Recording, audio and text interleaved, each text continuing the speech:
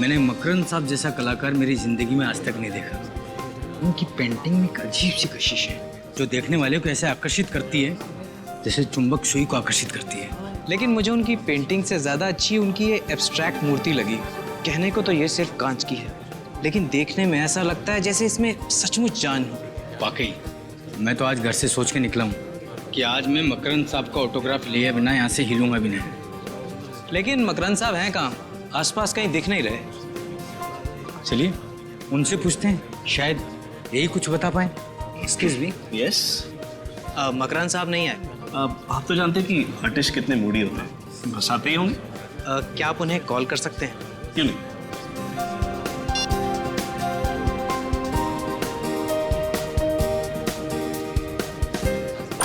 Colour combination देखिए। बेटा बेटा दौड़ते नहीं बेटा, एग्जीबिशन। बेटा ऐसे दौड़ते नहीं बेटा, कोई चीज टूट गई तो। पापा चलो ना घर पे जाते हैं, मैं बोर हो रहा हूँ। हाँ बेटा अभी 2 मिनट। हाँ मैं एक फोन करके आता हूँ। ओके पापा बिजी है, चलो तब तक हम लोग खेलते हैं।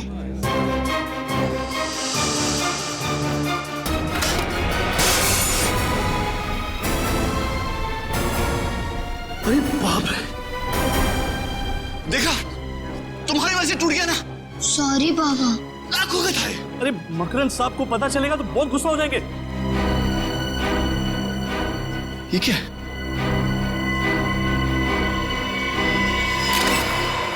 ओह माय गॉड, ये तो किसी इंसान की आंख है। बहुत प्यारा नाम है। प्रथम, निखिल अंकल तुम्हें बाहर ले जाके चॉकलेट खिलाएंगे।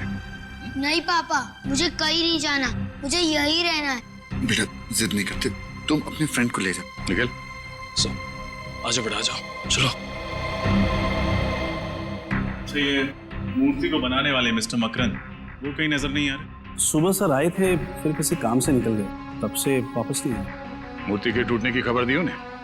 नहीं सर, नहीं दे पाया। मैंने फोन ट्राई किया था लेकिन वो फोन नहीं उठा रहे। सर कहीं ऐसा तो नहीं कि एक मूर्ति पे एक आंख फ्री? मजाक समझ रहे तुम्हें? हैं?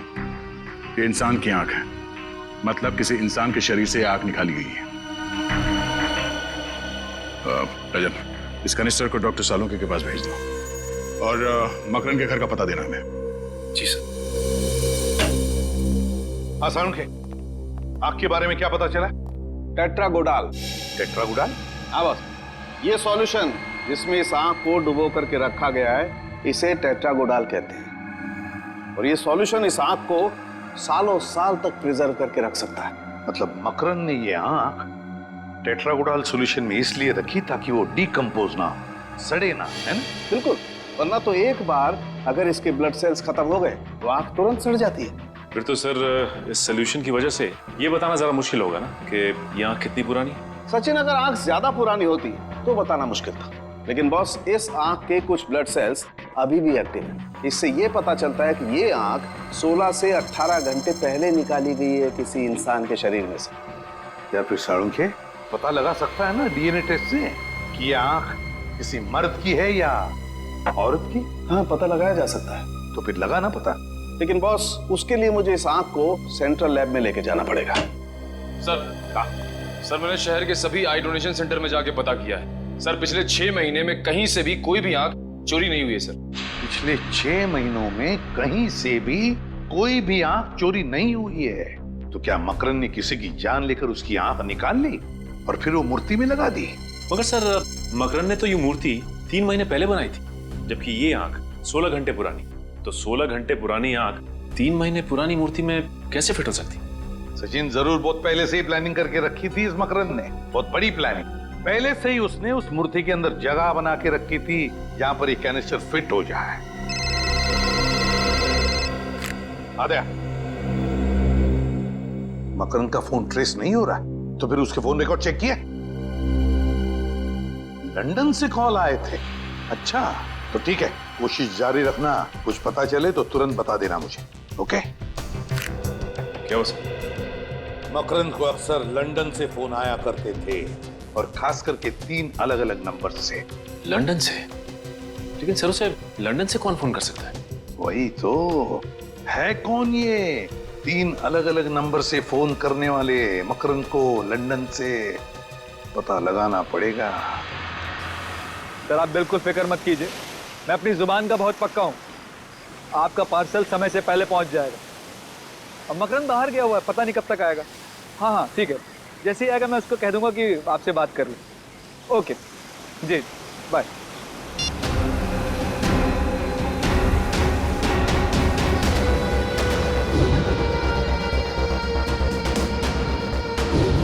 तुम लोग अब तक यहाँ खड़े हो, ऐसे ही बुत की तरह खड़े रहोगे या कुछ करोगे भी? किसी भी कीमत पर वो आंख मुझे वापस चाहिए।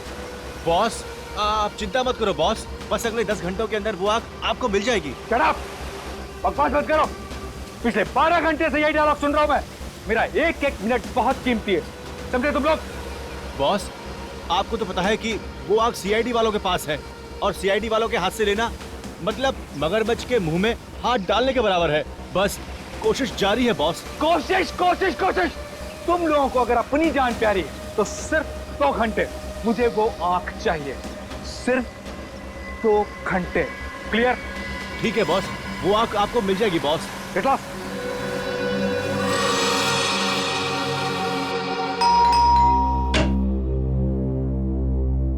कौन आया होगा? लगता है साहब होंगे। आप लोग? मकरंद है घर में? नहीं, मकरंद साहब तो घर पर नहीं है। तो ठीक है, फिर तुम ही से मिल लेते हैं। अरे मैं तो आपको जानता नहीं, फिर आप मुझसे मिलना क्यों चाहते हैं? जब तक मिलोगे नहीं तब तक जान पहचान कैसे होगी? सचिन, निखिल, देखो हो सकता है घर में ही छुप के बैठा हो। अरे मैंने बोला ना साहब घर पर नहीं है, ऐसे कैसे घुस रहे हैं आप लोग? सीआईडी से हैं हम। सीआईडी? हाँ, कुछ और बोलना है आप? नहीं साहब।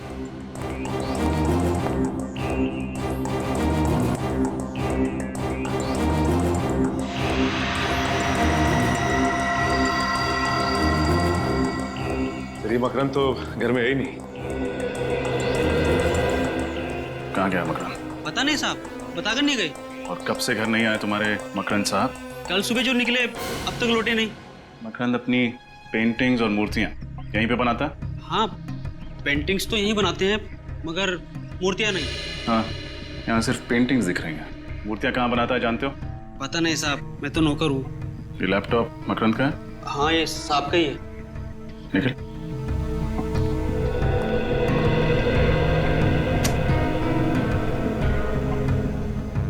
मकरंद पर्सनल, इस फोल्डर में कुछ होना चाहिए।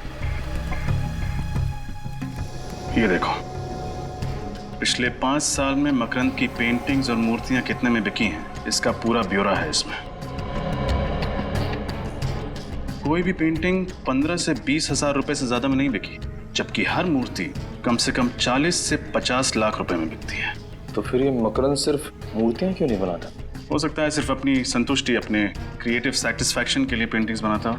एक सेकंड, इसमें यह भी लिखा है कि ज्यादातर मूर्तियां लंदन में बिकती हैं, इसीलिए उसे लंदन से अक्सर फोन आया करते हैं। सचिन, कुछ तो है जिसका लेन देन लंदन से है। कल एग्जैक्टली कितने बजे तुम्हारे साहब यहाँ से गए थे? कल सुबह 8 बजे साहब निकले थे घर से एग्जीबिशन में जाने के लिए, ताकि पेंटिंग और मूर्ति सजा सके। फिर 10:30 बजे आए, और ताकि थोड़ा सो जाएं, ताकि शाम को एग्जीबिशन में वापस जा सके। तो आपके साहब घर पे सोए कितनी देर? सोए नहीं साहब, जैसे ही आए थे उसके 5 मिनट बाद वापस चले गए, और फिर अब तक नहीं आए। सिर्फ 5 मिनट में वापस चले गए? कैसे गए, अपनी गाड़ी से? नहीं, किसी टैक्सी में गए थे। ये कौन सी कंपनी की टैक्सी थी? ये तो पता नहीं साहब। अच्छा, ये टैक्सी तुम्हारे साहब ने बुलाई थी? नहीं साहब, उन्हें फोन आया था ये टैक्सी आ रही है, और जैसी टैक्सी आई वो टैक्सी में बैठकर निकल गए। टैक्सी का कुछ याद है तुम्हें? तुमने कुछ देखा था, उसका नंबर प्लेट वगैरह? नहीं साहब, नंबर प्लेट तो मैंने नहीं देखा, मगर हाँ उस पे एक स्टिकर लगा हुआ था, इतना गोल गोल होता है वो खाने का, क्या बोलते हैं, ढोकला? नहीं, ढोकला नहीं, पिज्जा। पिज्जा? किस कंपनी का पिज्जा था? क्या नाम था? ढेपला?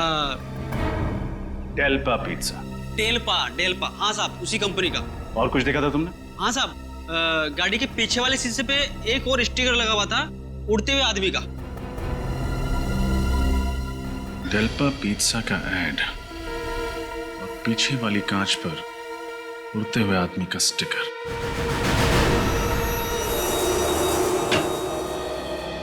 Excuse me? जी कहिए। हम सीआईडी से। सीआईडी? तो आपको भी अपनी गाड़ी पर स्टिकर्स लगवाने हैं? नहीं, हमें ऐसा कोई काम नहीं है। आप ये बताइए कि डेल्पा पिज्जा नाम की कंपनी के ऐड आपने कौन सी टैक्सीज में लगाए? डेल्पा पिज्जा, एक मिनट सर, इस ब्रांड के ऐड हमने एफिशिएंट टैक्सीज की गाड़ियों पर लगवाए थे। Efficient taxis? जी। कुल कितने टैक्सीज में लगाए थे आपने ये स्टिकर? सर यही कोई 70 टैक्सीज थी। अच्छा, इनमें से किसी एक टैक्सी के पीछे वाले कांच पर कोई ऐसा स्टिकर लगा होता है एक ऐसे इंसान का जो हवा में उड़ रहा है? इंसान जो हवा में उड़ रहा हो? नहीं सर, ऐसे तो कुछ याद नहीं आएगा, पर हाँ हो सकता है मेरे स्टाफ में किसी को पता हो। समीर, आशीष, आनंद, मनीष, एक मिनट इधर आओ। हमने एफिशिएंट टैक्सीज के ऊपर जो डेल्पा पिज्जा के ऐड लगवाए थे, क्या उनमें से कोई टैक्सी ऐसी है जिसके पिछले वाले कांच के ऊपर कोई ऐसा स्टिकर है जिसमें कोई इंसान हवा में उड़ रहा हो? हाँ सर, ऐसा स्टिकर तो भोला की टैक्सी पे। भोला सर? भोला? ये भोला कहाँ मिलेगा? यहीं सर, आज वो सारी टैक्सियां फिर से आ रही हैं नए ऐड लगवाने के लिए, तो भोला भी जरूर आएगा। वेरी गुड, चलो भोला का इंतजार कर लेते हैं। साहब, नए ऐड के स्टिकर तैयार है? हाँ तैयार हैं, आप अपनी टैक्सी के पास जाइए, मिल जाएंगे। जी साहब।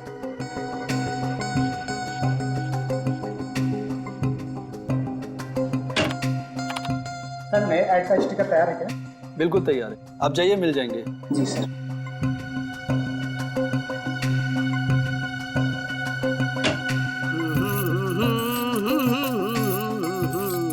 चलो साहब, जल्दी से नया ऐड लगा दो, पुराना ऐड देख देख के लोग पक गए, और मैं भी। चलिए हम आपको कुछ नया दिखा देते हैं। आप लोग कौन है? आपकी टैक्सी के पीछे एक स्टिकर लगा हुआ है उड़ते हुए आदमी का, है ना? अरे भाई, मैं उड़ते हुए आदमी का लगाऊं या गिरते हुए आदमी का लगाऊं, इसे आप लोगों को क्या लेना देना है? लेना देना तो है, हम लोग सीआईडी से हैं। सीआईडी? जी। आप इस आदमी को पहचानते हैं? ये इसको तो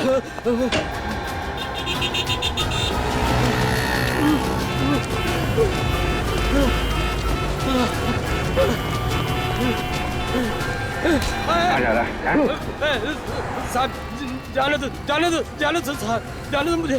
सीआईडी जब मुजरिमों को पकड़ती है ना, तो जाने नहीं देती है। साहब, मुझको माफ कर दो, मैंने ज्यादा पैसे कमाने के लालच में ये सब किया है। मकरन कहाँ है? कौन मकरन साहब? वही मकरन जिसने एग्जीबिशन रखी थी, जिस एग्जीबिशन में हमें आदमी की आंख मिली कांच की मूर्ति से, वो मकरन कहाँ है? वो आंख मूर्ति? मुझे कुछ समझ में नहीं आ रहा साहब। ना समझ पाने का नाटक बंद करो। जिसकी फोटो देखकर भागे थे तुम, ये आदमी कहाँ छुपा के रखा है इसे?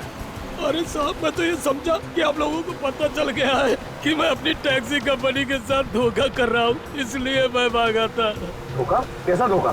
साहब, हमारी टैक्सी कंपनी सिर्फ उन्हीं यात्रियों को टैक्सी में बैठने की अनुमति देती है जो फोन करके टैक्सी बुक कराते हैं, और पैसे के लालच में दूसरे यात्रियों को भी अपनी टैक्सी में बिठा लेता था। और साहब, ये आखिरी आदमी था जिसको मैंने अपनी टैक्सी में बिठाया था। ओह, तो तुम इसलिए भागे थे? हाँ साहब, मकरन के बारे में मुझे कुछ नहीं पता। और कब बिठाया था तुमने मकरन को टैक्सी में? साहब, कल सुबह 10 बजे फोन आया था, मुझे आरती नगर से फोन आया था कि टैक्सी चाहिए थी। मैं अपनी टैक्सी लेके वहाँ पहुँच गया था, बस, और कुछ नहीं जानता हूँ साहब। किस नंबर से फोन आया था? साहब, इस नंबर से फोन आया था साहब। हेलो, ये कहाँ का नंबर है? ओह, ओके, नहीं, thank you very much, thank you. Aarti Nagar के पीसीओ का फोन नंबर है ये। सर, मकरंद के नौकर ने कहा था कि उसने कोई टैक्सी बुक नहीं की थी।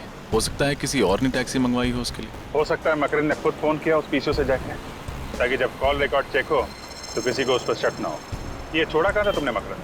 साहब, एनडी रोड पर गिलबर्ट आर्ट गैलरी है ना, उसी के सामने इसको छोड़ा था। सर, मकरंद पहले आर्ट गैलरी में था, फिर वो घर गया था, फिर वो वापस आर्ट गैलरी क्यों जाएगा? गैलरी के बाहर उतरा था ना, सकते अंदर गया ना हो, क्योंकि सीसीटीवी फुटेज में तो दिखाई नहीं पड़ा। डॉक्टर साहब? हाँ डॉक्टर साहब, क्या? अरे आपको ज्यादा चोट तो नहीं लगी? आप कहाँ पे हो? आप वहीं पे रुको, हम लोग पहुंच रहे हैं। क्या हुआ सर? डॉक्टर सानुके को चोट लग गई है, जल्दी चलो डीबी रोड। आप ठीक तो है ना? हाँ ओके। आप कहें तो आपको हॉस्पिटल ले चलूं? नहीं, मेरे साथ ही आते होंगे। वो आ गए, मेरे साथ ही आ गए हैं।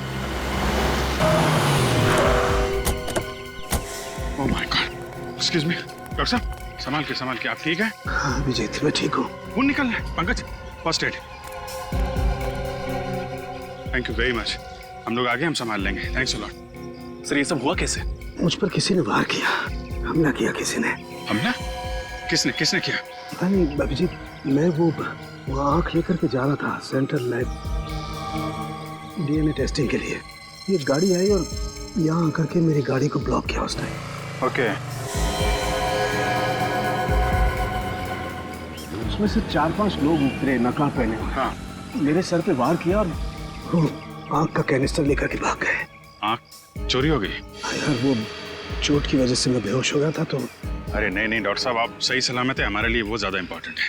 आँख तो हम लोग ढूंढ ही लेंगे। वैसे गाड़ी का नंबर देखा क्या आपने? हाँ, चोट लगने से पहले मैंने गाड़ी का नंबर देखा था। क्या नंबर है, याद है? गाड़ी का नंबर है ZPO 2979। ग्रेट डॉक्टर साहब। पंकज, पता करो RTO से किसका नंबर है। सर हमें आंख मिली मकरंद की बनाई हुई मूर्ति में। कालून के सामने जो गाड़ी देखी वो मकरंद की थी। हो ना हो इन सब के पीछे ये मकरंद ही है। हो सकता है। चलो चल के आंख भी वापस ले लेते हैं और सड़ों के साहब पर किए गए हमले का हिसाब भी।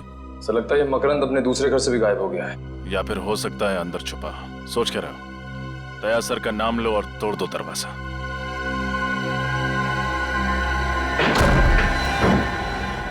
अरे बाप रे, बड़ी भयंकर बदबू है। किसी लाश की बदबू है। सर कहीं मकरंद की तो नहीं है? हो सकता है, देखो लाश यहीं कहीं होगी।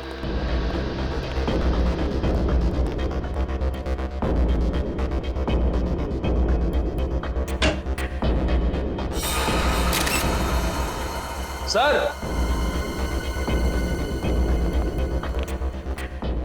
ये तो मकरंद है। अरे इसकी तो एक आंख गायब है सर। मतलब वो आंख इसकी थी। सर हम लोग तो सोच रहे थे कि इन सब के पीछे ये मकरंद है, मगर किसी ने इस बेचारे को मारकर इसकी आंख निकालकर इसी की बनाई हुई मूर्ति के अंदर रख दी। और इसी की गाड़ी इस्तेमाल की डॉक्टर साळुंखे पर हमला करने के लिए। खून सिर्फ यहीं पे बहा। इसका मतलब गोली लगने के बाद मकरंद इधर उधर नहीं गया होगा, उसने यहीं पे दम तोड़ दिया होगा। कहीं ऐसा तो नहीं कि इसने आत्महत्या की हो अपनी गन से? नहीं फ्रेडी, खुद को ऐसे सामने से गोली मारना थोड़ा मुश्किल है और कोई अपनी ही आंख कैसे निकाल सकता है? हाँ ये बात तो है।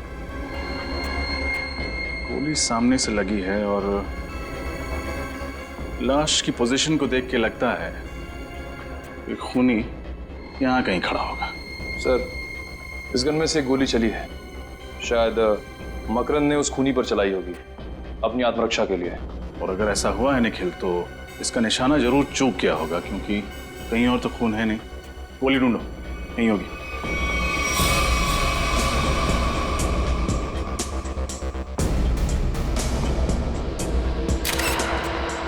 सर ये देखिए सर, गोली मिल गई।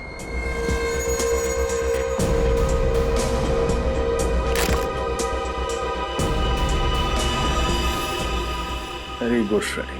एक काम करो और तलाशी लो, कुछ ना कुछ जरूर मिलेगा जो हमें खूनी तक पहुंचाए।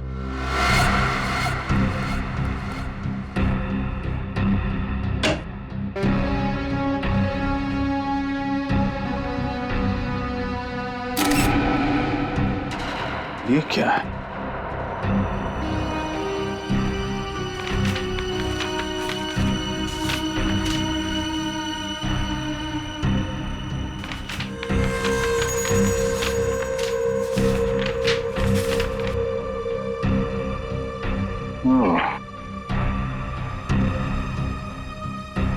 मकरंद की पिछली मूर्तियों के स्केचेस देखा? इसी भी सर का अंदाजा सही था। मकरंद अपनी हर मूर्ति में इतनी जगह जरूर खाली छोड़ता था कि एक कैनिस्टर को आसानी से फिट किया जा सके। मतलब ये मकरंद उसी की बनाई हुई मूर्तियों के अंदर कैनिस्टर रखकर आग की स्मगलिंग करता था। हाँ सर, और शायद किसी ने बदला लेने के लिए इसी के साथ ऐसा कर दिया। मुझे नहीं लगता। आंखों की कालाबाजारी से सिर्फ 2-3 लाख रुपए कमाए जा सकते हैं। मकरंद की हर मूर्ति कम से कम 40 से 50 लाख रुपए में बिकती है, तो फिर सिर्फ 2-3 लाख रुपए के लिए कोई इतना खतरा क्यों लेगा? जरूर मकरंद की मूर्तियों में आंखें नहीं, कोई और चीज स्मगल की जाती है। कैसी चीज? वो तो नहीं पता फ्रेडी, लेकिन ये स्मगलिंग इंग्लैंड में होती, तभी तो उसे लंदन से इतने फोन आते थे। तब तो सर इस मकरंद का कोई पार्टनर होगा, दोनों मनमन हुई, उसने इसी पर पहुंचा दिया। वही होगा निखिल जो मकरंद की मूर्तियों को विदेश भेजता था। पता करो कौन है वो।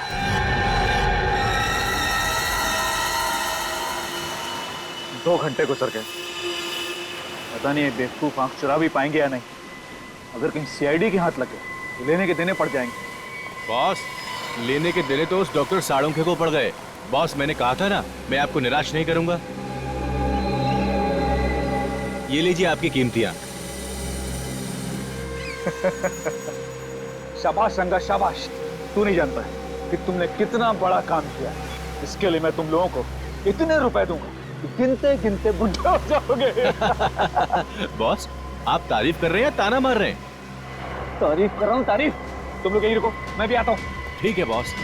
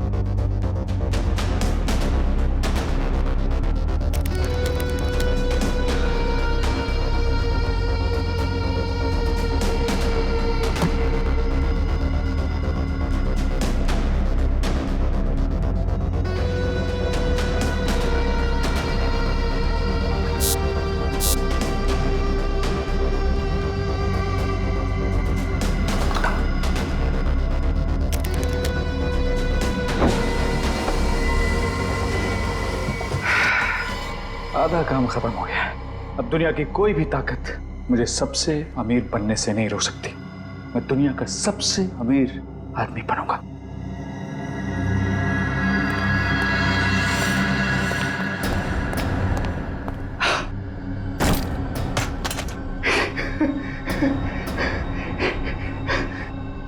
सब कुछ मेरा है, सब कुछ मेरा है।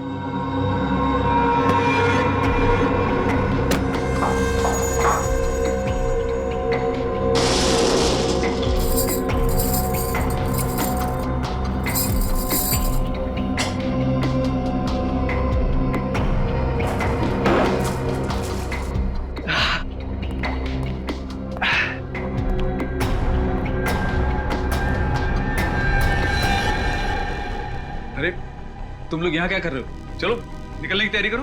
बॉस, हमारा हिस्सा? अरे हिस्सा भी मिल जाएगा, जल्दी क्या है? मैं कोई भागा थोड़ी जा रहा हूँ। बॉस, माफ करना, पैसों के सामने कोई किसी का नहीं होता। मुझसे गद्दारी, अभी देता हूँ हिस्सा। माफ करना, ये सारी की सारी दौलत सरकारी खजाने में जाएगी। गन्स नीचे।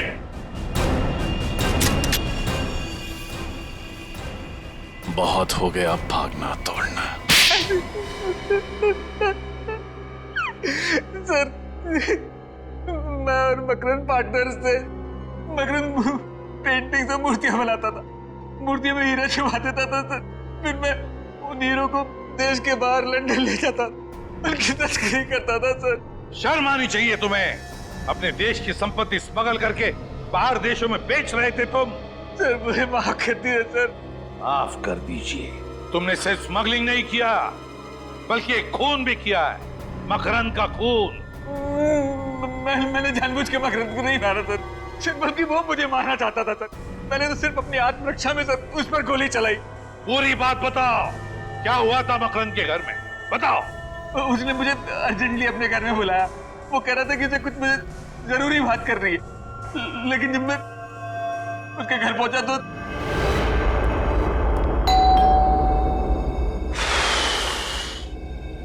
अरे दरवाजा तो खुला हुआ है। मकरंद,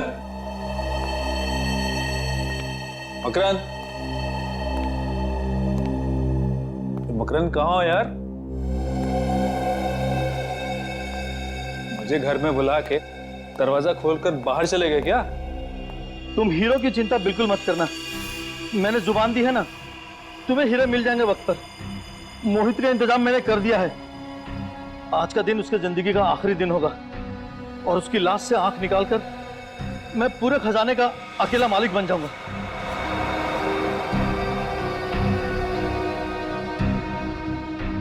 मेरी नहीं, तेरी जिंदगी का आखिरी दिन होगा मकरंद।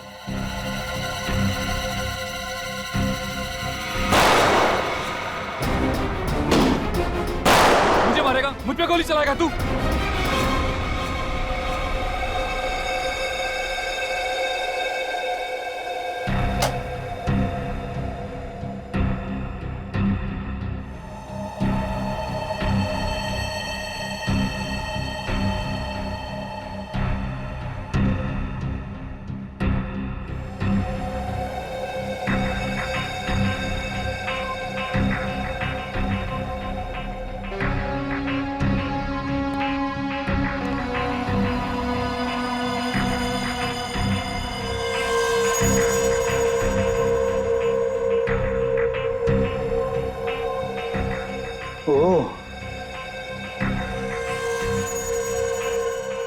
बुरे काम का बुरा नतीजा।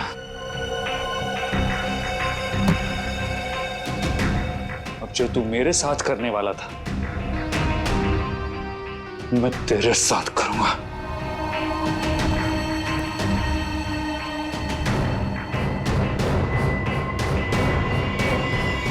और जब मकरंद की मौत हो गई तो तुमने सोचा क्यों ना उसी का प्लान उसी पे आजमा लिया जाए। क्यों?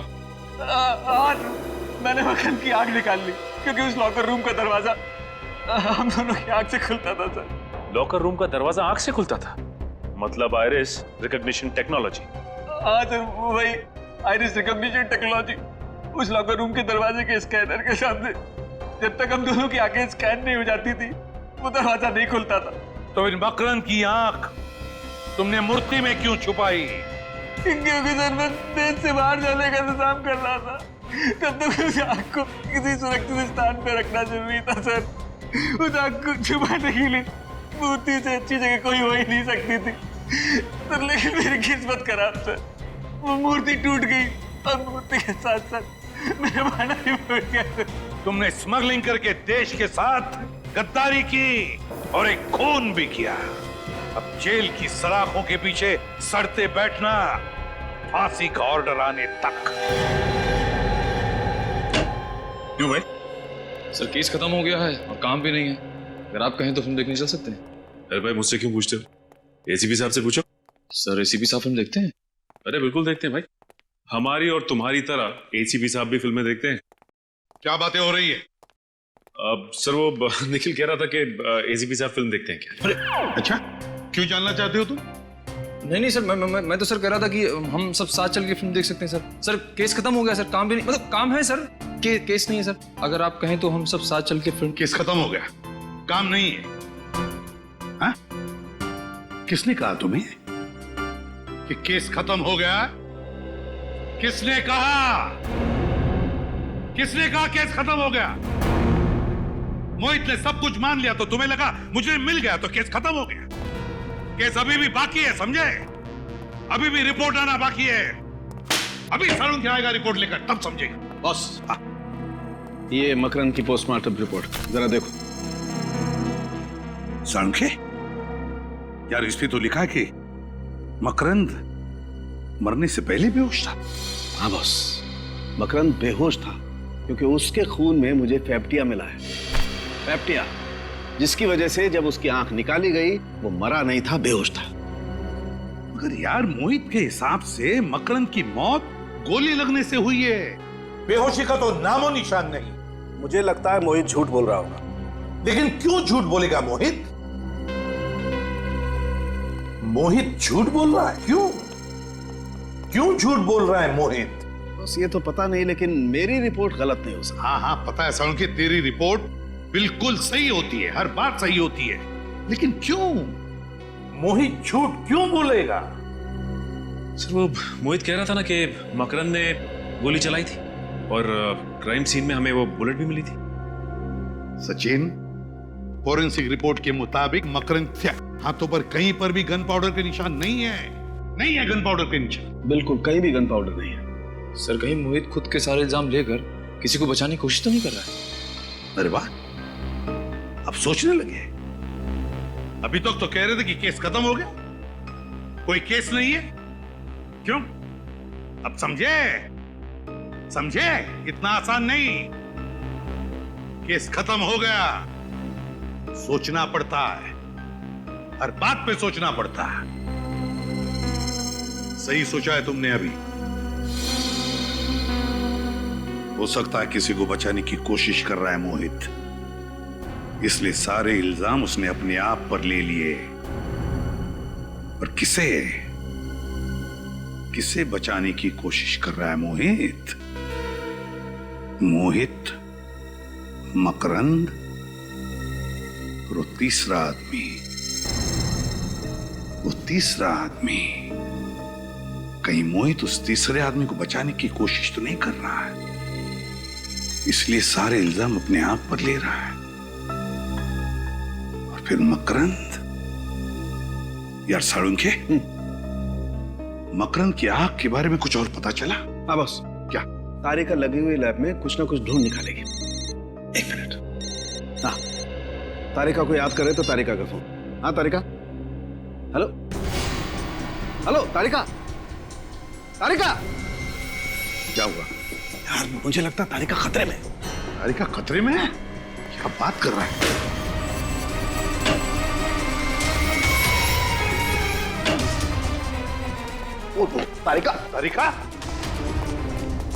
तारिका, पानी लाओ, जल्दी पानी लाओ।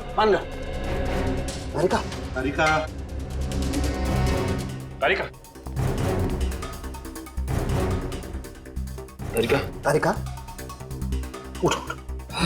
क्या हुआ? हाँ? You okay? आओ बैठो। चलो, कम।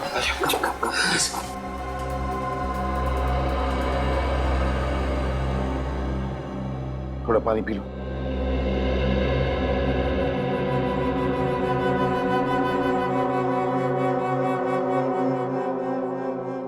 You okay? क्या हुआ? कैसे हुआ ये सब? सर, वो आंख लेके चला क्या? आंख लेके चला गया? जिस बात का डर था वही हुआ। फिर से आंख चुरा के लेकर गए। वो आंख टेस्ट कर रही थी। दरवाजे पे एक आदमी आया। उसने प्यून के कपड़े पहने हुए थे। उसने मुझे कहा कि सालों के सर ने आंख मंगवाई है। मुझे उसी वक्त उस पर शक हुआ और मैंने आपको तुरंत फोन लगाया।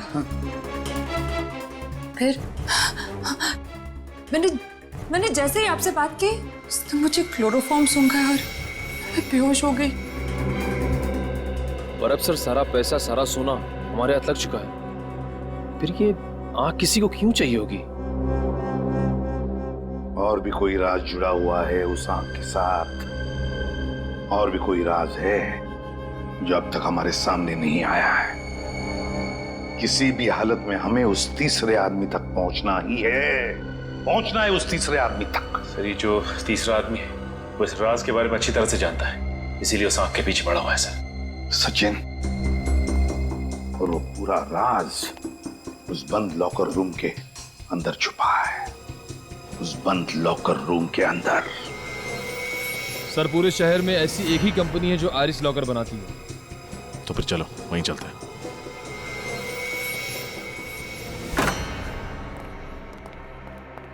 सीपीयू को जला दिया। ये जो कोई भी है हमसे एक कदम आगे। अरे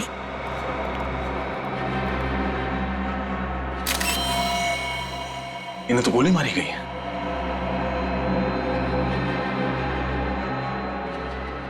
He's dead.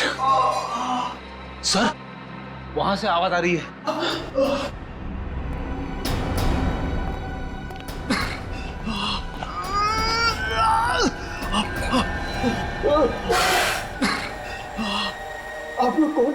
घबराइए मत, हम लोग सीआईडी से।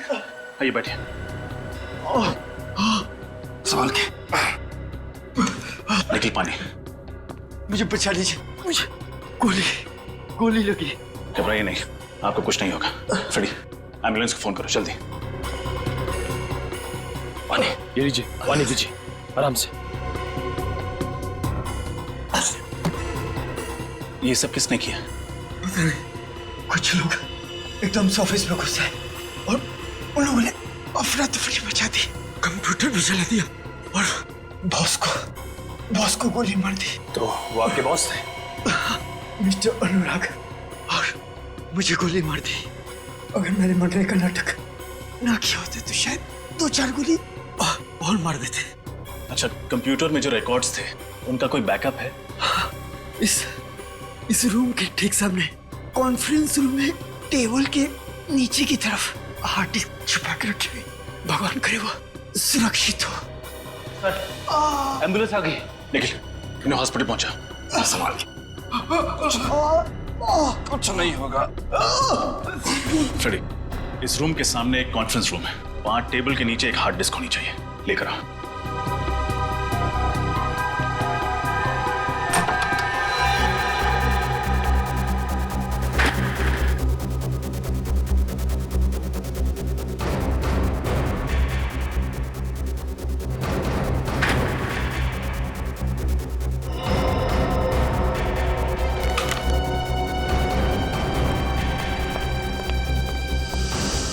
सर, हार्ड डिस्क मिल गई।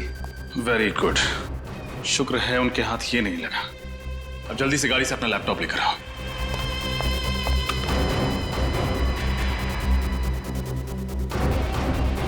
लैपटॉप ये लो, इस हार्ड डिस्क को लैपटॉप से कनेक्ट करो। सारे फाइल्स सर्च करो, देखो मकरंद कुमार के रिकॉर्ड्स कहाँ हैं।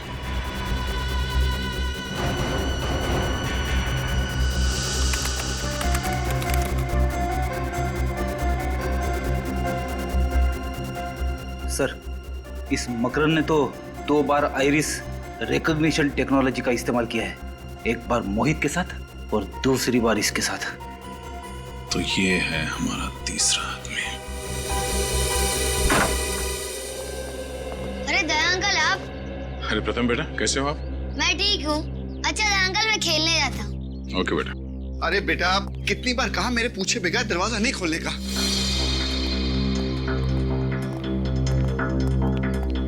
सर, आप लोग केस सॉल्व हो गया क्या? हाँ, उसी खुशी में मिठाई खिलाने आए। मिठाई? बहुत अच्छा हुआ तुम्हारा बेटा बाहर गया, वरना उसके शरीफ पिता का असली चेहरा उसके सामने आ जाता। अरे बेटा! ना ना, मिठाई नहीं खाओगे? मोहित से पहले मकरंद का पार्टनर मैं था। एक दिन उसे शक हुआ कि स्मगलिंग के पैसे में से मैं पैसे चुरा रहा हूँ, और उसने सारा पैसा उस लॉकर रूम में बंद कर दिया। 5 साल पहले मकरंद और मेरा झगड़ा हो गया और उसने मोहित को अपना पार्टनर बना लिया। जिसकी वजह से तुम्हारा करोड़ों का माल उस लॉकर रूम में कैद हो गया।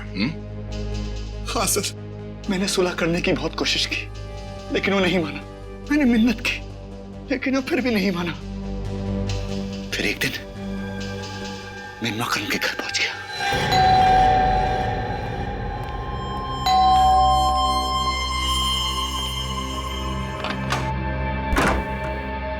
सौरभ, तुम? आज मैं सौरभ नहीं, तेरी मौत बन के आया हूँ। ये सब क्या है सौरभ? ये ले, पढ़ इसको। ठीक है, तो प्लीज गोली मत चलाना। एक शर्त पर, इसे जोर जोर की पढ़ और सुन। जब तक मैं रुकने के लिए नहीं बोलूं, पढ़ते रहना, समझे? ओके। तुम हीरो की चिंता बिल्कुल मत करना। मैंने जुबान दी है ना, तुम्हें हीरे मिल जाएंगे वक्त पर। मोहित का इंतजाम मैंने कर दिया है।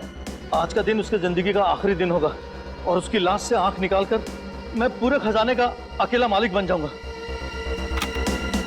ये सब क्या है? ये है मेरा फैसला। कौन सा फैसला? या तो तू मर जा, या फिर तू मोहित को मारकर उसके पैसे को बराबर से बांट ले, समझा? ओके, ठीक है। चल, मोहित को फोन लगा। और कोई होशियारी नहीं, समझे? हेलो। हाँ मोहित। हाँ, क्या तुम इस वक्त मेरे घर आ सकते हो? कुछ जरूरी बातें करनी है। नहीं, मैं फोन पे नहीं बता सकता। प्लीज तुम मेरे घर आ जाओ। ओके। गुड, अब तुझे इनाम मिलेगा। इनाम?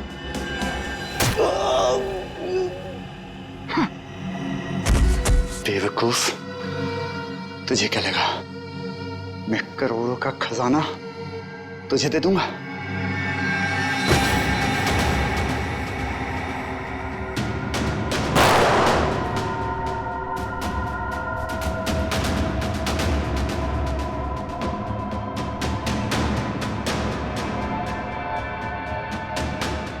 फिर मैंने मोहित के आने का इंतजार किया।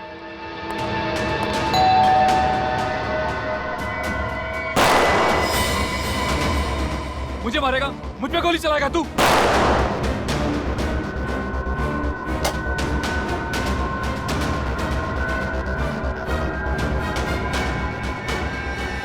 और वहां मोहित ने मकरंद की आंख निकाल ली। फिर मैंने मोहित का पीछा किया। उसने वो आंख उसी मूर्ति में छुपा दी जिसमें मकरंद अपने हीरे छुपाया करता था।